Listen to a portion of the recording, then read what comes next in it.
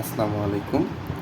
আজকে আমরা DC machine চতুর্থ সেমিস্টার ইলেকট্রিক্যাল ডিপার্টমেন্টের একটি ম্যাথ করব, যেটি এই অধ্যায়ের শেষ ম্যাথ। এবং এই ম্যাথের পরে আমি আর এই সাবজেক্টের ক্লাস দেব না, যদি না আপনারা কমেন্ট বক্সে না জানান যে ক্লাসগুলো ভালো হচ্ছে বা খারাপ হচ্ছে। যদি খারাপ লেগে থাকে আপনাদের, তাহলে তো কমেন্ট করবেন না, তাই না? তাহলে সেক্ষেত্রে আমি দেবো না আর কি। যে যদি ভালোই না হয় তাহলে তো কষ্ট করে লাভ নেই, তাই না? তো শুরু করি আমরা ক্লাসে। এখানে বলছে যে মূলত দুটি জেনারেটরের কথা বলছে। এখানে দুটি জেনারেটর বলতে কি, যখন একটি বাসবারে দুটি জেনারেটর কানেক্ট থাকে, মনে করেন যে এটা একটা বাসবার, হ্যাঁ, এটার সঙ্গে এখানে একটা জেনারেটর কানেক্টেড, এখানে একটা জেনারেটর কানেক্টেড। এখন জেনারেটর তো কানেক্টেড হলো, কিন্তু দেখা যাচ্ছে যে জেনারেটর দুটি যখন এটি চলতেছে, তখন এর হচ্ছে আরপিএম ভিন্ন হচ্ছে, এরও আরপিএম ভিন্ন হচ্ছে। অর্থাৎ এটা আরপিএম একরকম হচ্ছে, আর এটারও আরপিএম একরকম হচ্ছে। এটা যদি 1 ধরি, এটা যদি 2 ধরি, তাহলে 1 জেনারেটর যখন চালু হচ্ছে 15, চালু থাকতেছে 1500 আরপিএমে, তখন দ্বিতীয় নম্বর জেনারেটর চালু থাকতেছে 1200 আরপিএমে। এখন এই যে ডিফারেন্সটা, এই ডিফারেন্সের কারণে কিন্তু দেখা যাবে যে আমাদের ভোল্টেজ সাপ্লাইয়ের জন্য অনেক বিঘ্ন হতে পারে বা সমস্যা হতে পারে। কারণ একই বাসবারে যখন ভিন্ন আরপিএমের জেনারেটর ঘুরবে, তখন তো ভিন্ন ভোল্টেজ সাপ্লাই হবে, তাই না? এখন ভিন্ন ভোল্টেজ যখন সাপ্লাই হবে, তাহলে তো আমাদের বাসবারে বা ভোল্টেজ তো একসাথে অ্যাটাচ হচ্ছে না, তাই না? তো সেই ক্ষেত্রে আমরা কোনো যদি মান মিসিং থাকে বা কোনো যদি ডাটা মিসিং থাকে, সেটা আমরা বের করতে পারি। হ্যাঁ, কীভাবে বের করতে পারি? আমরা সূত্র জানি যে যখন দুটি জেনারেটর একসাথে কাজ করে, তখন তার হচ্ছে প্রথমে যে ইএমএফটা উৎপন্ন হয় ইজি, সেটা একটা ইজি 1 দ্বারা প্রকাশ করতে হয়। আর দ্বিতীয় যেটা হয় সেটা হচ্ছে ইজি 2 দ্বারা। ওকে, এবং ফ্লাক্সটা থাকে φ1 φ2 দ্বারা। হ্যাঁ, এবং যে হচ্ছে আরপিএমে ঘুরতেছে সেটা হচ্ছে N1 এবং N2 দ্বারা, ঠিক আছে? এবং যে কারেন্ট উৎপন্ন হবে সেটা I1 I2 দ্বারা। ওকে, এখন এখান থেকে আমরা বুঝতে পারলাম যে দুটি জেনারেটরের একই বাসবারে যখন কানেক্ট থাকে, তাকে আমরা একই কিছু যদি ডাটা দেওয়া থাকে, তাহলে সেটি বাকি যে ডাটাগুলো আছে সেগুলো আমরা বের করতে পারি। তো এটা তো আমরা জানলাম যে এটা কীভাবে কী বলা হয়। এখন এটার সূত্র হচ্ছে EG1 divided by EG2। Okay, φ1 N1 divided by φ2 N2। Okay, এবং এক লাইনে লেখা উচিত ছিল, আচ্ছা, নিচে equal I1 N1 I2 N2। ওকে, ইকুয়াল N1 N2। এই চারটা সূত্রই একটার সাথে আরেকটা ওতপ্রোতভাবে জড়িত। এখন দেখা যায় যখন তোমার ফ্লাক্স যাবে, তখন এটাই বাকিগুলোর মান দেওয়া থাকে। এখন যখন আরপিএম যাবে, তখন এইটা বা এইটা যেটা বাকি তিনটার মান দেওয়া থাকবে। এখন প্রশ্ন হচ্ছে, এই প্রশ্নে আমাদের কী চেয়েছে? প্রশ্ন বলছে যখন প্রতি পোলের ফ্লাক্স 0.02 ওয়েবার, অর্থাৎ একটার ফ্লাক্স হচ্ছে 0.2 ওয়েবার এবং আরপিএম হচ্ছে কত, 1000 ঘুরে, তখন উৎপন্ন ইএমএফ হচ্ছে 2000 ভোল্টেজ। এখন বলছে একটি জেনারেটরের ফ্লাক্স হচ্ছে তোমার কত, 0.2 ওয়েবার এবং আরপিএম হচ্ছে কত, 1000 ওয়েবার।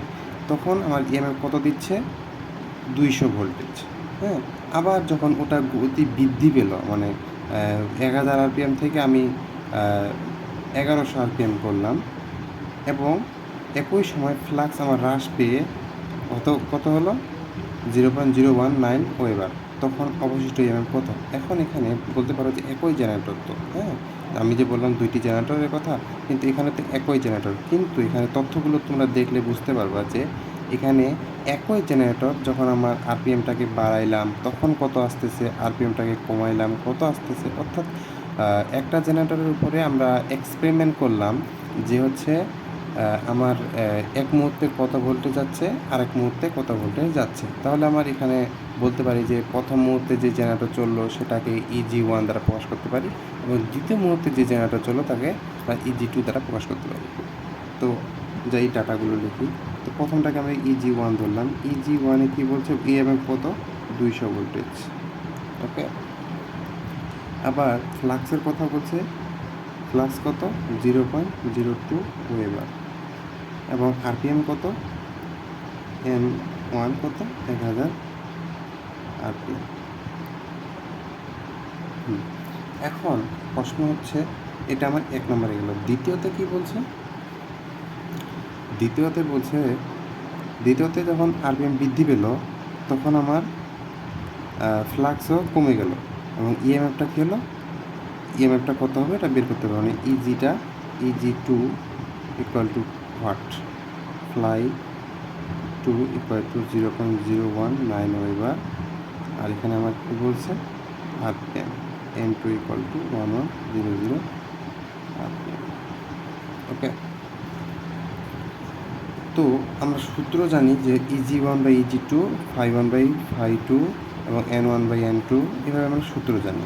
এখন এখানে তোমাকে চাইছি ইএমএফ। এখানে একটা কথা মনে রাখবা যে আমার তো এখানে 2টা আরপিএম আছে।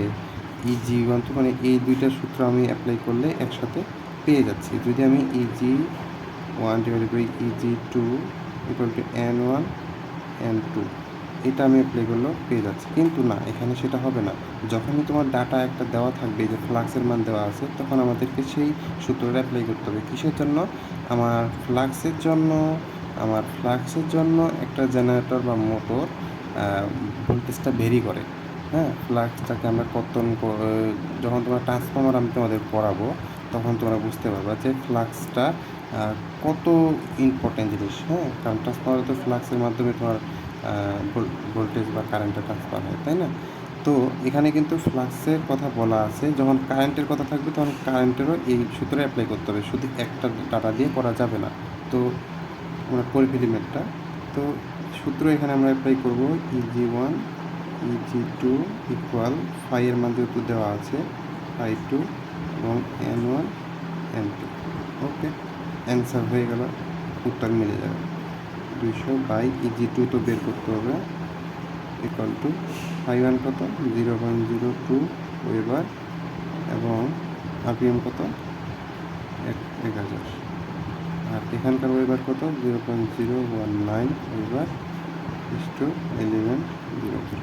এখানে আমার ইজি সলভ ফাংশন করলে চলে আসবে আমার EG2